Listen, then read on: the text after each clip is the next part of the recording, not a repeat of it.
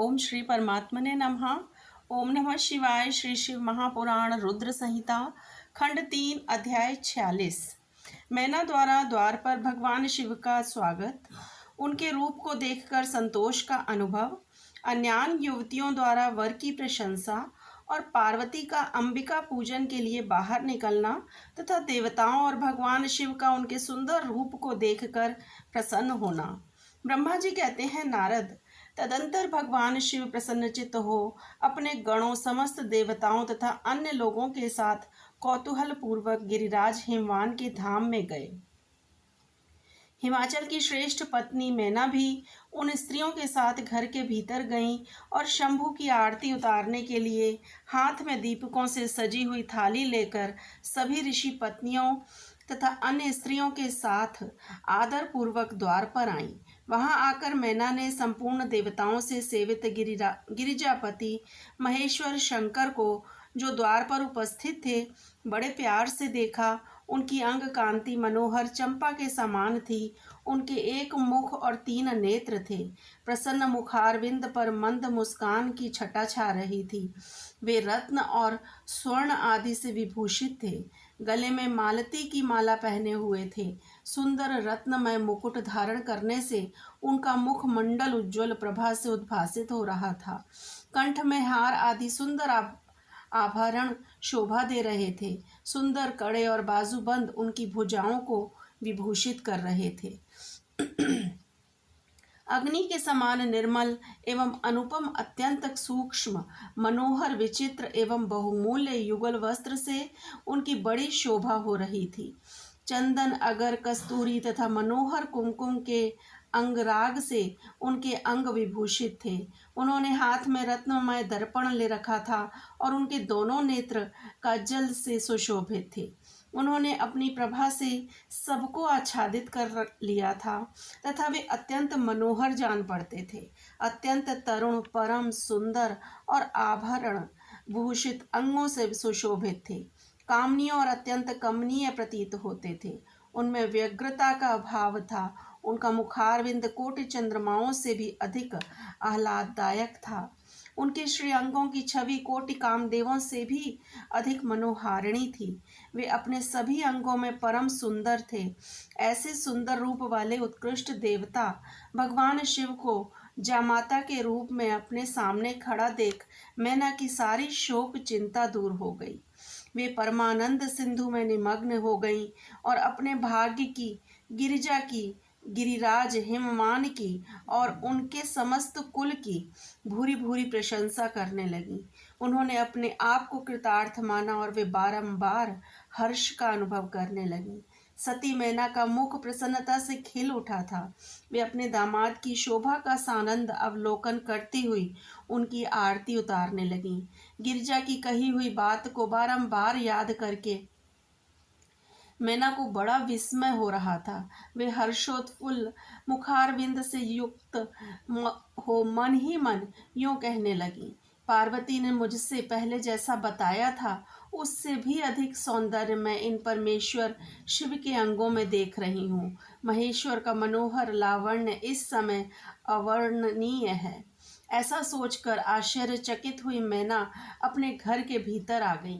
वहां आई हुई युवतियों ने भी वर के मनोहर रूप की भूरी भूरी प्रशंसा की।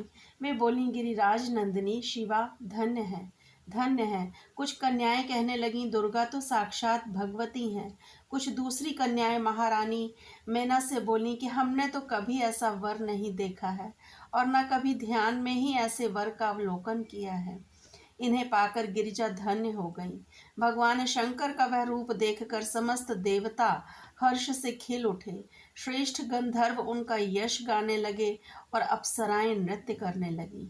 बाजा बजाने वाले लोग मधुर ध्वनि में अनेक प्रकार की कला दिखाते हुए आदर पूर्वक भांति भांति के बाजे बजा रहे थे। हिमाचल ने भी आनंदित होकर द्वारोचित मंगलाचार किया। समस्त नारियों के साथ मैना ने भी महान उत्सव मनाते हुए वर का परिछन किया। फिर वे प्रसन्नता पूर्वक घर में चली गईं। इसके बाद भगवान शिव अपने गणों और देवताओं के साथ अपने को दिए गए स्थान जनवासे में चले गए। इसी बीच में गिरिराज के अंतःपुर की स्त्रियां दुर्गा को साथ ले कुल देवी की पूजा के लिए बाहर निकलीं। वहां देवताओं ने, जिनकी पलकें कभी नहीं गिरती थीं, प्रसन्नता पूर्वक पार्वती को देखा। उनकी अंग कांति नील अंजन के समान थी। वे अपने मनोहर अंगों से ही विभूषित थी। उनका कटाक्ष केवल भगवान त्रिलोचन पर ही आदर पूर्वक पड़ता था।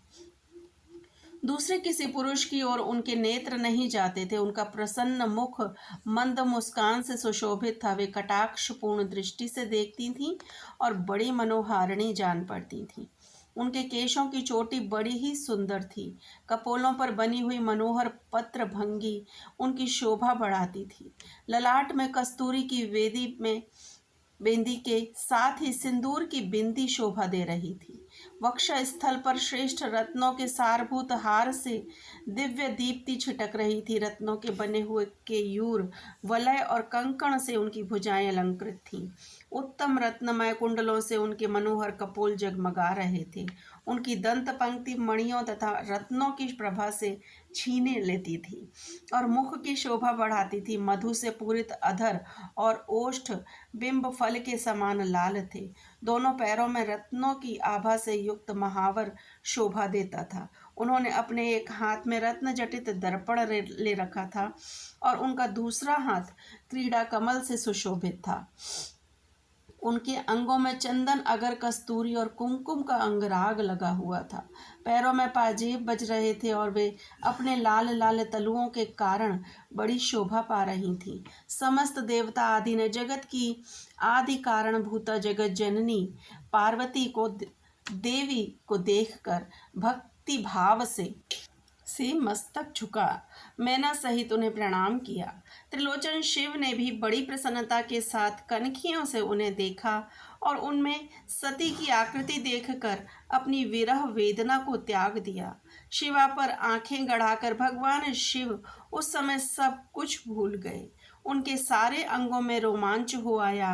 वे हर्ष का अनुभव करते हुए गौरी की ओर देखने लगे। गौरी उनकी आंखों में समा गई थी। इधर कालीपुरी से बाहर जाकर अंबिका देवी की पूजा करने के पश्चात ब्राह्मण पत्नियों के साथ पुनः अपने पिता के रमणीय भवन में लौट आईं। भगवान शंकर भी मुझ ब्रह्मा, विष्णु तथा देवताओं के साथ हिमाचल के बताए हुए अपने नियम स्थान पर प्रसन्नता पूर्वक गए। वहां गिरिराज के द्वारा नाना प्रकार की सुंदर समृद्धि से सम्मानित हुए।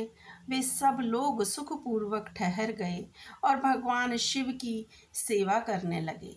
ओम नमः शिवाय। शिवजी सदा सहाय।